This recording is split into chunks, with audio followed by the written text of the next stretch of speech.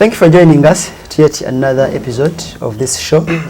I've come back to, of course, we are still discussing with the presidential aspirant, Nasa Kakumba. Of course, today we're going to look at a couple of issues that we're going to be discussing today, and it's ready to digest to your satisfaction. Today we're going to talk about maintaining the MPs that we have in the parliament. Of course, President Museveni recently hinted about it, saying the things of creating so many constituencies, taking a lot of resources, a lot of taxes, money, and a lot of stuff. Now, say to the viewers, and then we start from there. Hello and good evening, viewers. I believe someone may be watching this in the evening. Yeah. Hi, viewers, and thank you so much for watching us. Now, last year, you always talked about reducing the number of MPs that we have. Currently, that's right. We have around 526 members of parliament in the parliament. And President Museveni hinted about it, maintaining the number that we have. Tanzania is much bigger than Uganda. We have few MPs compared to what we have now, and that is what you're talking about probably last year. First, tell us more about the significance of having few members of parliament. First of all, what Mr. Museveni said recently when he was, I believe, in Teso, he was copying what I said. It was more of a copy and paste. Okay. Remember last year, if I'm not mistaken, I strongly came out giving analytics. I analyzed the East African, the countries that form East African community, and not only East African community, but the entire world. I gave that analysis, and I said that Tanzania is more or less 3.9 times bigger than Uganda in geographical size. It has a bigger population than ours, but it has fewer MPs. That is exactly what Mr. Museveni said when he was in Teso. I was listening. I was like, so he was literally copying me. He was copying me, because I remember at the time when I strongly came out to say that the size of parliament is big.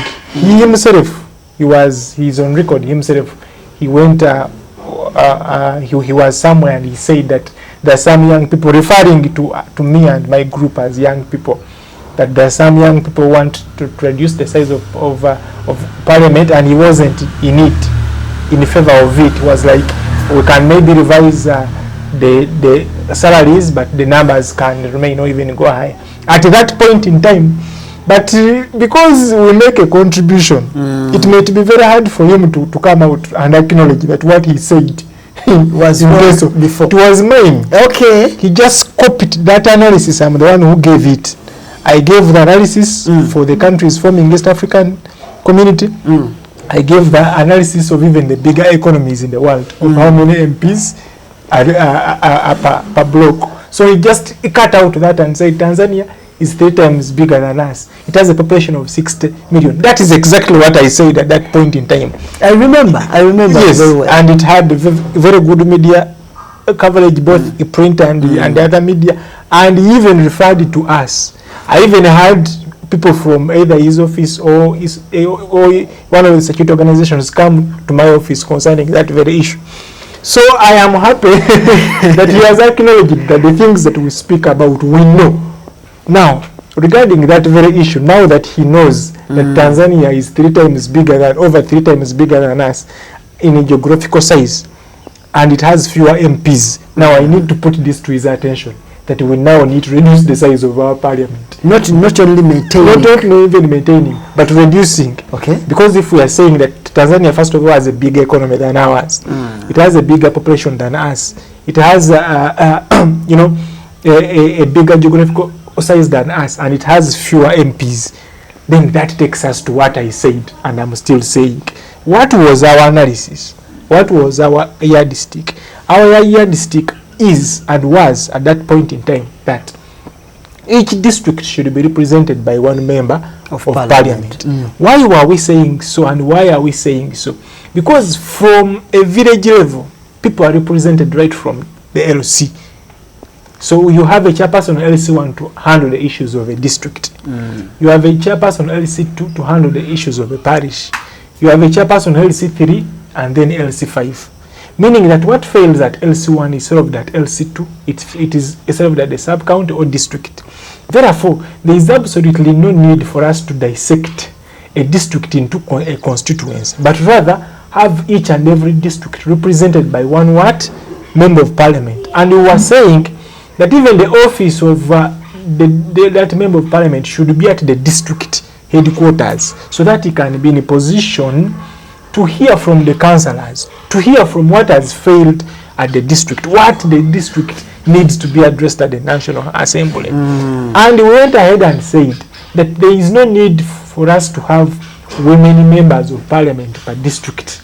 Our thinking was and is that we need to have regional women members of parliament. And we are saying that each of the 15 founding regions of Uganda should be represented by at least 3 members of parliament, and these regions are known: Buganda, Bunyoro, Ankole, wherever. They should be represented by at least 3 women members of parliament, each of these regions. And we are saying that even the voting of these women members of parliament should be by women themselves, because right now we have a scenario where a man is also voting for a woman MP. What affirmative action is that? That when I go to vote for a woman MP in Mukono district where I stay, or in Kampala where I work, I'm voting the woman and I'm a man. What kind of affirmative action is that?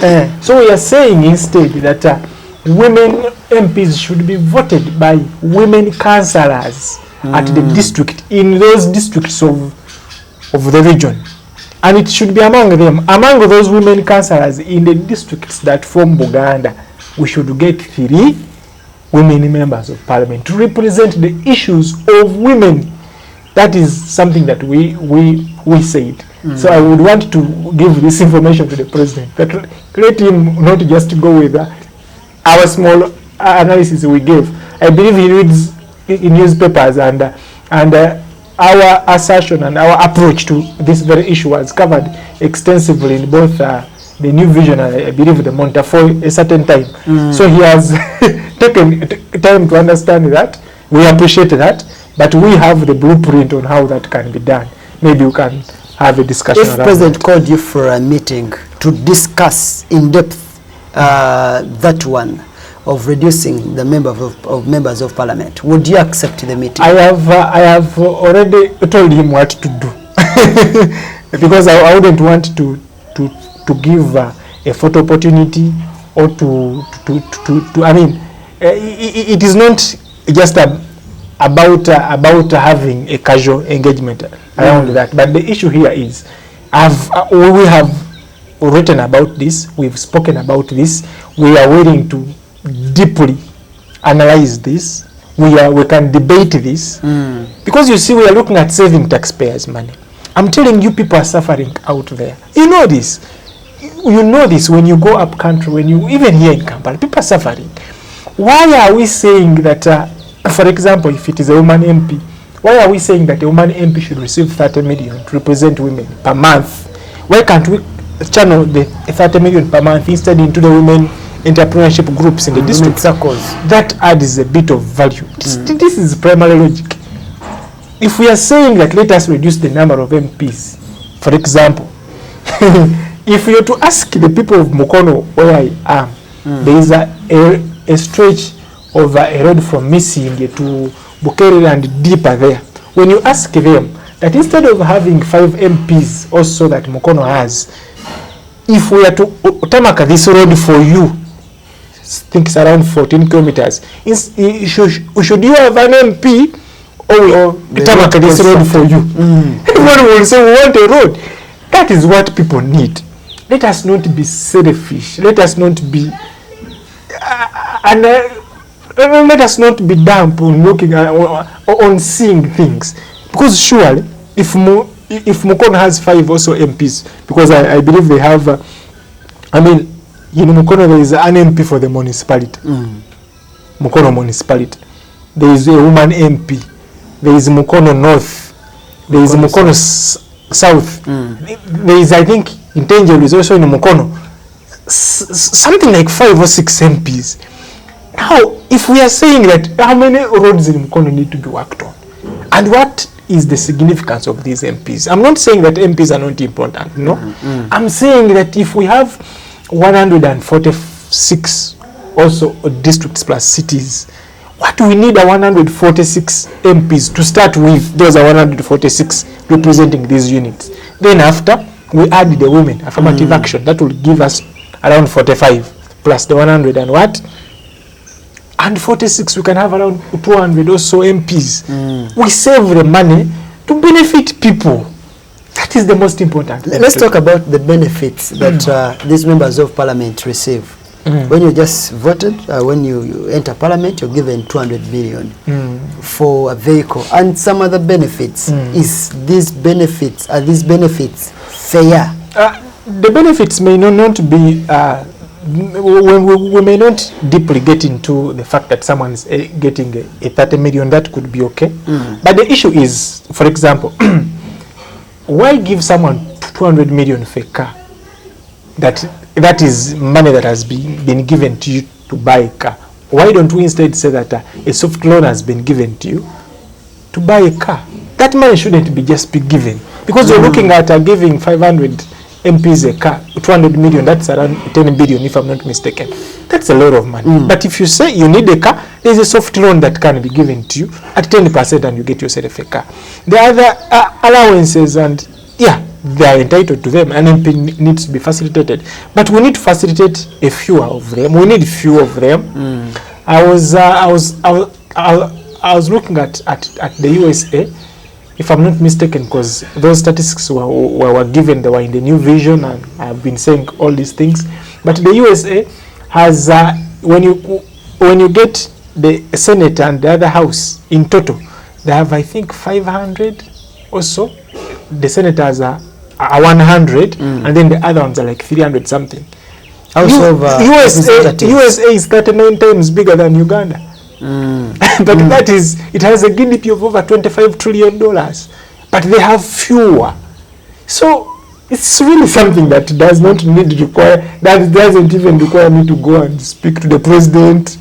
Please, these are things that can be seen. So if I'm to put it in a layman's language, is President Museveni waking up? I don't want to say he's waking up.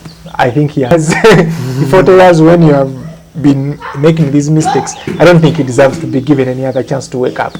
He should instead leave and some of us take charge. I don't think it's working. Okay. Because if it is waking up, then that is not even 0.05% of the things he needs to wake up on. No, it's coming up, by the way. Last time I had him, actually I was watching him, talking about corruption in State House. People pay billions of money just to go and meet President Museveni. So he was condemning corruption, is fighting corruption here and there. That could be a sign that he's waking up. He's realizing that the MPs, that the ministers, that the people are working around him are corrupt. You see, condemning. If we talk of condemning, then I can condemn. He is in a position of making decisions, which decisions he can't make or he does not know what to do. I have a feeling. I've always been talking about these issues of corruption and how basically they can be dealt with. There was a time I was in Kololo and the wife to the president said that she is wondering that the roads in Uganda built by Chinese. He's a minister of education. She's also wondering. First lady wondering why. So what of engineers in Uganda? What does she want me to do if the person in charge is also wondering? Because you are in that office to make decisions, and you are also wondering. It's the same thing. The president is also governs this nation. The issue is if the people in the authority, in the position of making decisions, are also wondering about the decisions being made. What I can say is we have incompetent leadership. where we are. And you see, sometimes we need to accept certain things. Okay. We all fail. Failure is human. I believe Mr. Museveni and his team need to acknowledge that they have failed, and it is understandable. Maybe there are some areas where they are performing that can be discussion by another person, but they have failed. There was a time when Nyerere came out openly and accepted that he has made mistakes, that Tanzania needs to go on. The book I'm holding, it is actually written by him. It says, if I became president, 21st century brains you can trust. Now, as I was reading through, there was a particular text you wrote about corruption, how you'll handle corruption. Now, someone watching you is interested in knowing, because the greatest challenge that we have is corruption. Everything is dying out because of corruption. As if you become the president of this nation, Uganda, how are you going to tackle this issue of corruption? You see, there are two types of corruption. I always tell people that you cannot fight something without knowing what causes it. You cannot fight malaria. You say I'm fighting malaria without removing the cause. I don't think that there is anyone who wants to steal, anyone who was born to steal. There is a song by one of the artists here in Uganda. He said, "There was a reboot." Yeah. But there are situations that make people get into this rot, and therefore, I categorize corruption into two types. Yeah. Call them causes. There is need-driven corruption. Need-driven corruption. And there is greed-driven corruption. Corruption starts by need. Someone steals to address their needs. And when they successfully address their needs, because human needs are limitless, it gets to greed. Because they will steal to pay school fees for their daughters or son. Then the next time, they will steal to make sure that their child is secure with maybe some rentals. But to immunize against corruption, you don't just set up State House Anti-Corruption Unit. You set up State House, there is another investors, whatever. There was a time I went to State House Anti-Corruption Unit, their offices. I went there. They can check their records. I went there, and what I found there were those guys are writing police. They're doing police work. They're making people making statements. Work that is supposed to be done by the police. It is done by police. Someone has come, is reporting my land. You see the other person is writing statements. Work that is supposed to be done by the what? The police. By the police. You're setting up. This is, in my opinion, counterproductive. How do you fight corruption? First of all, you address the needs. Secondly, you be tough on greed. What are the needs? The needs of man go back to the basic SST, the human needs. Housing to start with, food, shelter, education to start with, and medical. I am telling you, my brother, if your son is sick, is in hospital, and they need 5 million, he can die without 5 million or 2.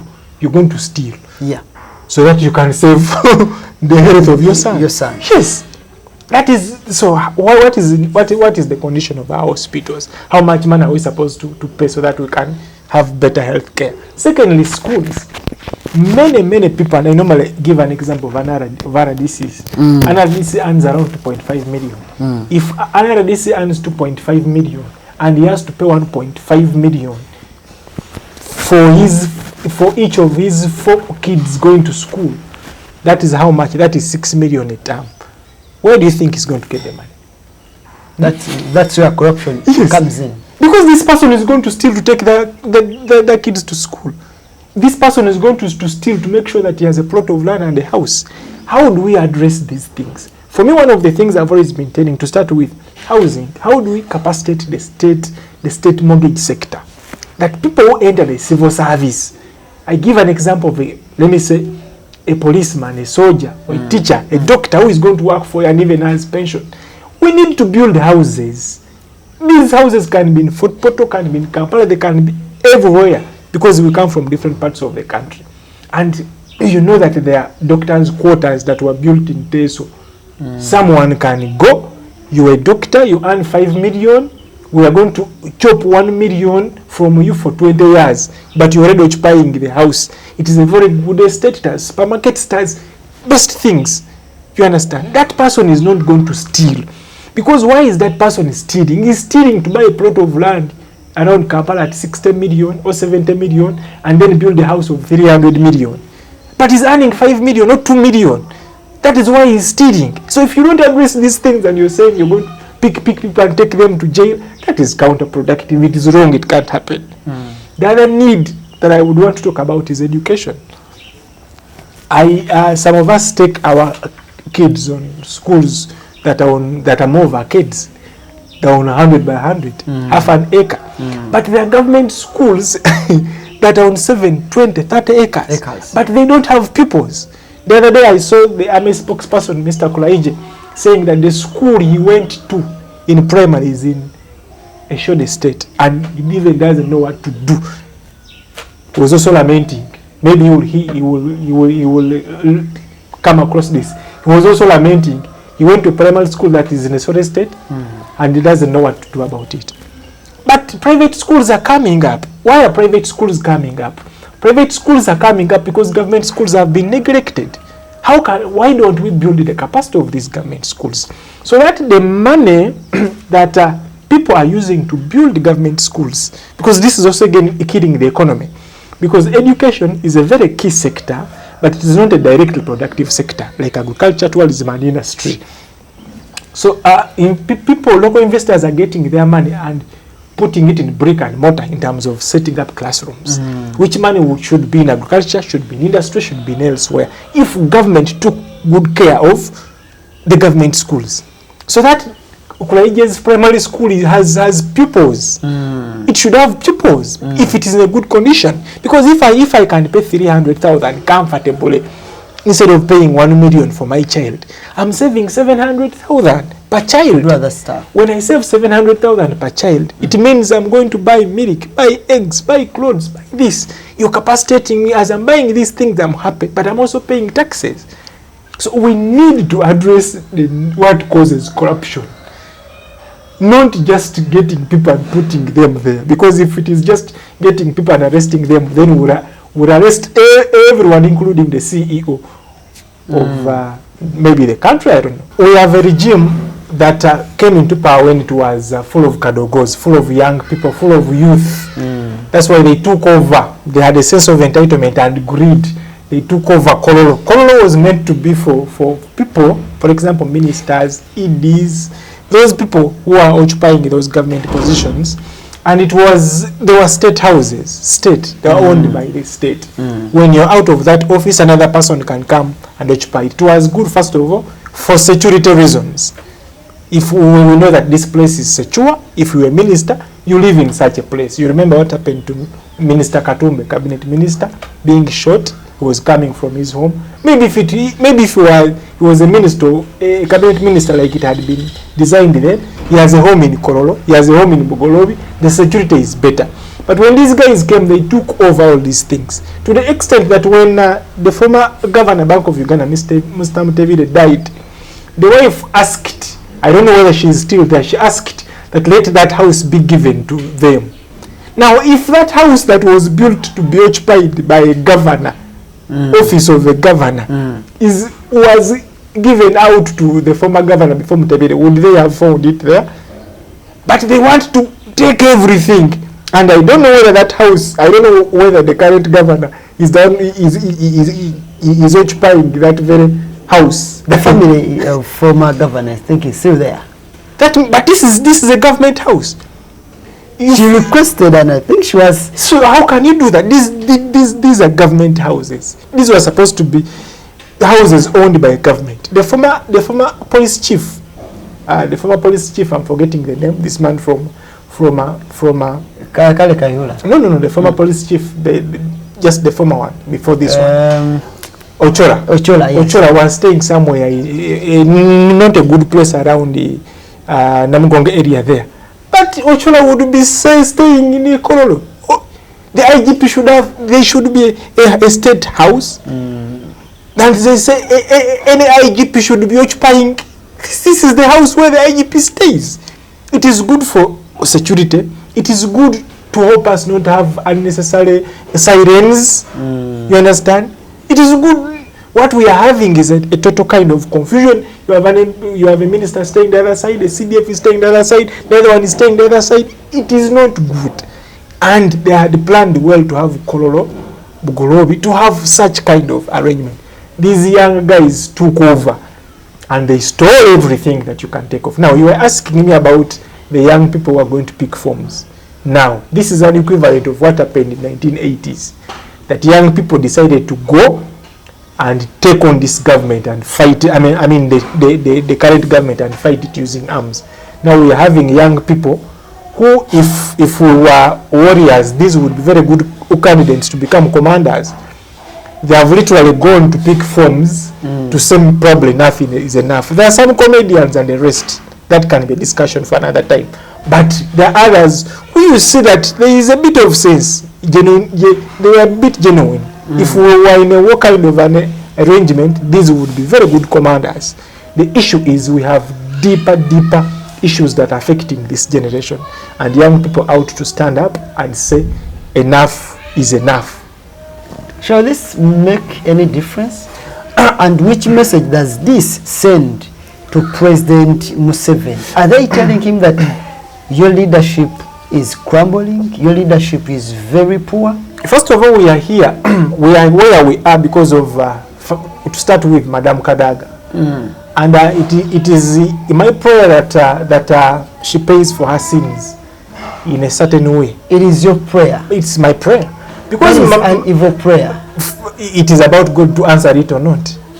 You pray that Honorable Kadaga pays for sins. Yes, it is my prayer, but it is all about God to answer my prayer or not. Of course we pray, but God sometimes doesn't answer our prayers. But you would want God to answer your prayers? If you can answer them, then it is about him. Because you see, Madam Kadaga had an opportunity in 2021 to block Mr. Museveni from contesting again. Because there was an age limit, an age cap. And she proudly they get away with that. For me, I even say that the blood of Ugandans, people like Chibalama, people who are now suffering, people who have disappeared, people who have been killed, people who are in jail serving 4 years, people who have been under Museveni's government from the time of the age limit removal, that blood is on Madam Kadaga. Because if she had stood her ground and protected the constitution and said, no, this is what the constitution says, probably the narrative would be different. Is she paying for sins? I don't know. Have you seen her of recent? That's up to you. I don't know whether she's paying for sins. It's about you. But Madam Kadaga, after removing the age limit cap of 75 years, they were evil enough, but they never wanted to look so evil. So they decided to remove the age limit gap for the lower. Because before the removal of the age limit cap, for you to run for president, you needed to be 35 years and above. Yeah. Now, if that was in place, many of these young people you've seen would not go to pick forms because many of them are below 35. So we are blaming. we are now talking about these things, but the problem are these very people. I've heard some MPs and people talking why they should revise this has to change. I've heard even Abedwanika saying there should be a law. They should not have been a law if the other cap was in place. It was simple. It was simple. So that's why I'm telling you that for me, I look at Mr. Museveni as someone who is using a lot of speed but running in a wrong direction.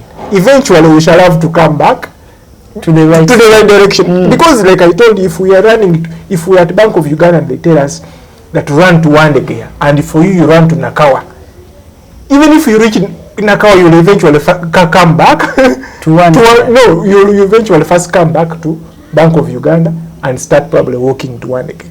So we are having a lot of things that have been turned around by this regime. The removal of UCB, we shall eventually need to have a commercial bank. They put down the railway line, now we are coming back to see to it that it can be put back. Planes, the Uganda Airlines was damaged eventually, now they're trying to bring it back. So he literally is a person who was running in the wrong direction. So we are coming back to where we started from. So I think even if you give Mr. Museveni 8 years, I don't think. I don't think. He is determined to change because he has a vision 2040. He has had these visions for all along. Museveni came to power before I was born. Yeah, and maybe I've also managed to transform my life in one way or the other. Transforming the country for Mr. Museveni, I don't think. It is impossible. I don't think. Thanks so much for watching. I urge you to subscribe, leave a comment and share. Good night.